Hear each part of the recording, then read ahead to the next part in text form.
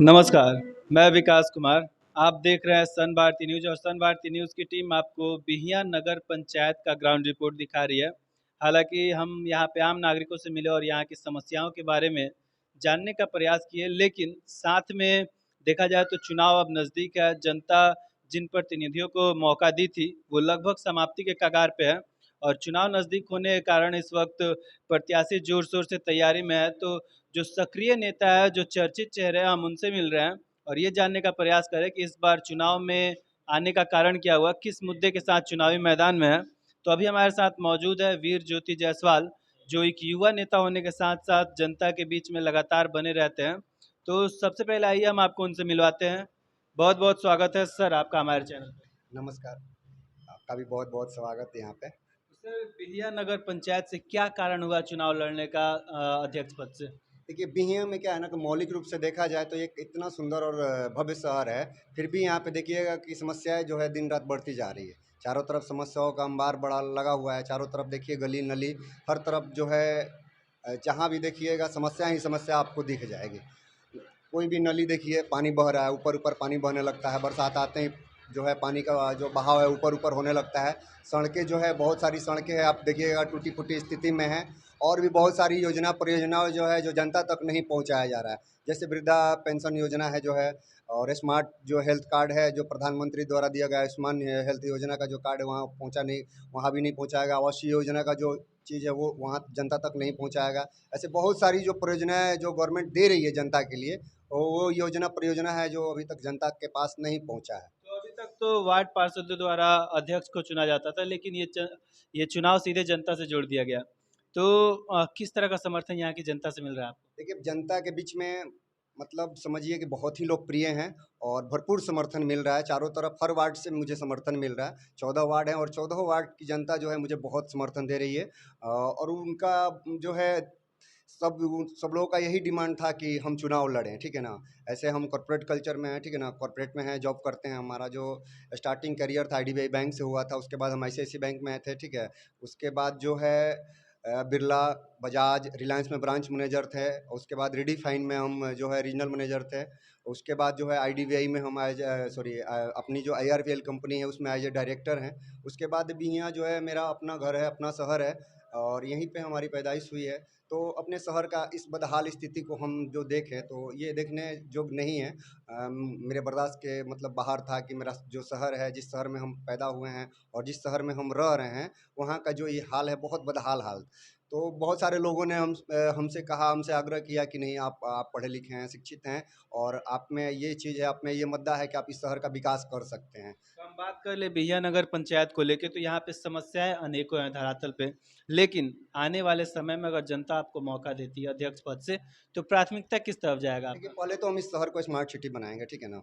और मेरा जो मूल सिद्धांत है कि जो यहाँ का किसी भी विकास का जो मूल सिद्धांत होता है, शिक्षा, चिकित्सा, व्यवस्था और सुरक्षा, ये चार जो चीज़ें होती है कि किसी भी शहर के विकास का मुख्य स्तंभ होता है। इन चार चीज़ों पर हम काम करेंगे। मैंने ये भी कहा है कि इससे पहले जो एक मेरा दूसरे चैनल पर इंटरव्यू हुआ था, मैंने कहा था 3000 बच्चे बच्चियों को मैं एनजीओ के माध्यम से हर साल जो डीसीए और इंग्लिश स्पीकिंग का जो कोर्स है वो मैं कराऊंगा। उसके लिए क्या है ना कि बहुत सारे भारत में एनजीओ हैं जो फ्री ऑफ कॉस्ट बच्चे और बच्चियों को ये शिक्षा प्रोवाइड करते हैं। इस पे मैं काम करूँगा कि जिनसे ये जो है बहुत सारे लोग देखते होंगे कि इंग्लिश का डिमांड जो है चारों तरफ है, कंप्यूटर का डिमांड चारों तरफ है। तो ये इस पे सिर्फ बढ़ने का जो है काम करना है, ठीक है ना। इसको मतलब प्रोवाइड करने का काम है। एनजीओ इतने सारे हैं वो ये प्रोवाइड करेंगे, जिससे हम हर साल, ये मेरा लक्ष्य होगा कि 3000 बच्चे और बच्चियों को ये शिक्षा हम फ्री में प्रोवाइड करा दें। प्लस जो चिकित्सा का व्यवस्था है, आप देखिएगा हमारे शहर में चिकित्सा जो है काफ़ी निचले स्तर पे है। चिकित्सा का जो व्यवस्था है बहुत ही नीचे स्तर पे है। आज हमारे यहाँ कोई बहुत बड़ा इमरजेंसी आ जाता है तो यहाँ से हमको 25 किलोमीटर दूर आरा रेफ़र कर दिया जाता है या पटना रेफ़र कर दिया जाता है। तो 25 किलोमीटर की दूरी बहुत होती है इमरजेंसी केस में। बीच रास्ते में बहुत सारे हादसे हो जाते हैं। अगर प्रसव पीड़ा से कोई लेडीज ग्रसित है, उनको प्रसव पीड़ा है और यहाँ से रेफ़र कर दिया गया, तो 25 किलोमीटर जाते जाते उनके साथ बड़ी दुर्घटना हो जाती है। कभी कभी तो मौत भी हो जाती है, बच्चे और जो जच्चा और बच्चा दोनों का मौत हो जाता है। प्लस मान लीजिए इमरजेंसी के लिए कोई वृद्ध हैं, उनको कोई इमरजेंसी आ जाती है तो उनके साथ भी ऐसी घटनाएं हो जाती है। इतना बड़ा शहर होने के साथ साथ आप देखिएगा हमारे शहर जो है बिहियाँ है, इतना बड़ा मतलब हब है शहर बिजनेस का, इतना बड़ा हब है, लेकिन यहाँ पे एक शौचालय का व्यवस्था नहीं था। ये मेरे लिए बहुत अशोभनीय चीज़ था, और ये अब जो है बर्दाश्त के बाहर का चीज़ था कि हम इसको बर्दाश्त करें, क्योंकि इतने बड़े शहर में महिलाओं के लिए एक शौचालय ना होना एक अपने आप में बहुत बड़ा दुर्भाग्य का चीज़ है, ठीक है ना, जैसा दुर्भाग्यपूर्ण है। कि होल्डिंग टैक्स यहाँ पे सबसे ज़्यादा है, तो उस हिसाब से यहाँ की आम नागरिकों को सुविधाएं नहीं मिल पा रही है। तो आने वाले समय में हम बात कर ले, जैसा कि आप सपना देख रखे हैं बिहिया नगर पंचायत को लेकर स्मार्ट सिटी बनाने का, लेकिन अड़चने बहुत आएंगी क्योंकि कैंडिडेट बहुत सारे हैं। लोकतंत्र की यही खूबसूरती है कि कैंडिडेट बहुत सारे आए, लेकिन जनता उन्हीं के साथ जाना चाहेगी जो जनता के साथ हमेशा सुख दुख में खड़े हो, या फिर सामाजिक कार्यकर्ता पे कर्तव्य के तौर पे लगातार जनता के बीच बने रहते हैं। तो आपका बैकग्राउंड जनता के बीच कैसा रहा है? देखिए, अगर आप वोट की राजनीति कर रहे हैं तो आप जो है स्वार्थ की राजनीति कर रहे हैं। आप वोटरों के बारे में सोचिए, ठीक है ना। मेरा सिद्धांत ये नहीं है कि हम वोट के बारे में सोचें, हम वोटरों के लाभ के बारे में सोच रहे हैं। ये मेरे में और दूसरे में अंतर है। दूसरे क्या है, वोट के चक्कर में पड़े हैं, मैं वोट के चक्कर में बिल्कुल नहीं हूँ, ठीक है ना। मुझे वोटरों की चिंता है, जो हमारे वोटर हैं, मतलब जो हमारे सामाजिक व्यवस्था में जो मेन मुख्य लोग हैं, जो वोट देते हैं, उनकी सुख सुविधाओं का ख्याल रखना मेरा प्राथमिकता है। मैं उनके बारे में सोचता हूँ कि उनकी कैसे सुविधाओं को मैं बढ़ा सकूँ, उनको सुविधाओं तक पहुँचा सकूँ। ये मेरा जो है अपना सिद्धांत है कि मैं वोटरों के बारे में सोच रहा हूँ, मैं लोगों के बारे में सोच रहा हूँ। जो मुख्य समस्या है, जो मुख्य समाधान जो है, उस पे हम जा रहे हैं। अभी मैंने हाल में ऐसे-ऐसे बहुत सारे काम कराए जिससे पूरे समाज को फ़ायदा हुआ है। पूरा समाज जो है उससे लाभान्वित हुआ। धरहराज रोड में आपने इससे पहले देखा होगा, मेरा एक वीडियो आया था। सबसे पहले सुबह-सुबह मैंने ही वहाँ पे आवाज़ उठाई थी। एकमात्र मतलब 7 साढ़े 7 बजे एक एक्सीडेंट हो गया था। धरहरा के पास पानी का जो जल जमाव हो रहा था, तो वहाँ सबसे पहले मैं जाके वहाँ पे सबसे पहले आवाज़ उठाने वाला मैं ही आदमी था, ठीक है ना। उसके बाद बहुत सारे लोग आए और अपना काम, राजनीतिक लाभ लेने के लिए बहुत सारी चीज़ें होती है, जो हुआ। जो सोच लेके आप चले यहाँ के जनता के लिए, कहीं ना कहीं हम बात कर ले, कुछ कैंडिडेट ऐसे भी आएंगे जो जातीय समीकरण के बेस पे चुनाव लड़ेंगे या फिर धन बल का प्रयोग करेंगे। तो जनता से क्या अपील है? देखिए, मैं बोलूँगा ना कि अगर जो जात की राजनीति हो रही है, तो इस समाज का भला कभी नहीं होगा। जमात की राजनीति कीजिए, जमात पूरा समूह का होता है। हमारा जो देश है धर्मनिरपेक्ष देश है, यहाँ सबको समान अधिकार है। जाति विशेष का कोई बहुत ये नहीं है। ये राजनेता जो है ना, जाति विशेष का जो है अर्थ बहुत बड़ा कर चुके हैं। जाति क्या है? जाति जात बाँटने वाली चीज़ें है, ठीक है ना। आप ये बताइए, जो सड़कें और जो सुविधाएँ बढ़ेगी, उसमें हर जाति के लोग चलते हैं, ठीक है। जो शिक्षा हमारा सरकार, मतलब जो सरकारी स्कूल हैं, बाकी सरकारी हॉस्पिटल है, वहाँ पे तो सभी और जाति धर्म के लोग जाते हैं, वहाँ पे तो कोई बँटवारा नहीं होता।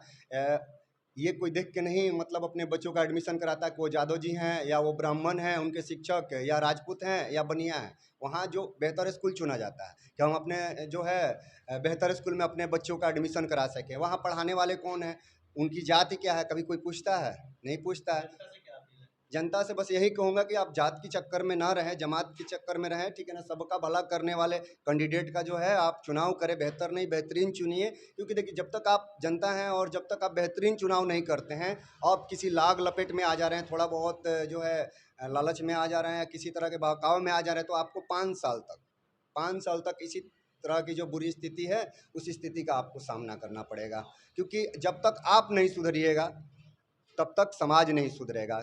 और चुनाव आपका जो है इस तरह से होता रहेगा, तो फिर वही लोग आएंगे जो अभी रूप बदल के आ रहे हैं जनता के बीच में। बहुत सारे अपने आप को दिखाने के लिए अप्रोच कर रहे हैं कि हम ये कर रहे हैं, वो कर रहे हैं, ऐसे कर रहे हैं, वैसे कर रहे हैं। अगर आप ऐसे जो बहुरूपिये हैं उनको आप नहीं पहचानिएगा, तो आपके साथ साथ आपका एक वोट कितना कीमती है आप नहीं समझ सकते हैं। आपका एक जो कीमती वोट है, अगर इधर उधर चला जाता है, तो पूरा समाज उससे पीड़ित हो सकता है। आपका अगर एक चुनाव जो है, आपका एक गलत चुनाव पूरे समाज को पीड़ित कर सकता है। क्योंकि आप गलत चुनाव करिएगा और गलत आदमी अगर आता है, तो पूरे समाज को दूषित कर देगा। फिर वो आपकी नहीं सुनेगा। अभी तो आपके पास वो आएगा, घर घर जाएगा, चाचा है, चाची हैं, सब कुछ कहेगा, जो आप कहिएगा करेगा। बट आप पहचानिए कि क्या वो आदमी ऐसा है जो आपको 5 साल तक सुन सकता है, आपकी समस्याओं को जो है समाधान कर सकता है, आपके लिए अच्छा सोच सकता है, ये समाज के लिए बाकी जो व्यवस्था है उसके लिए सोच सकता है। उसका विजन क्या है, वो कैसा है। आप तो हर किसी का करैक्टर जानते हैं, कौन किस करैक्टर का है, आपसे इस समाज से बिल्कुल नहीं छुपा हुआ है, क्योंकि इसी समाज से वो भी है। और इस समाज से अगर वो है, तो आप भी उसको जानते हैं। आपको भी पहचानना होगा कि वो कौन है और वो कैसा है, उसका फीडबैक क्या है, उसका करैक्टर क्या है।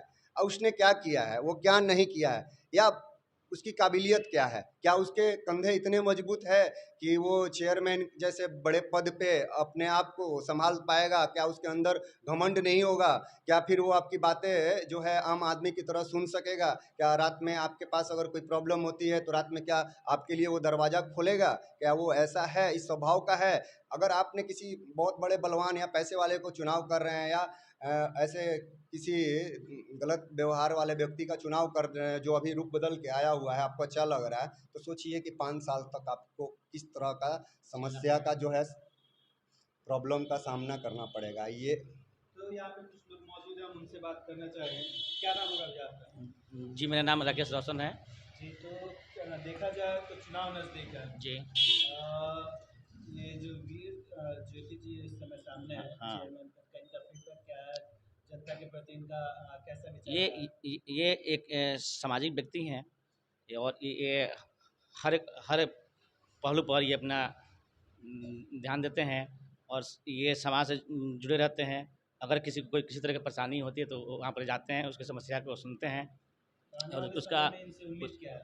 आने वाले समय में इनसे काफ़ी उम्मीद है। और मैं जनता से यही अपील करूँगा कि ये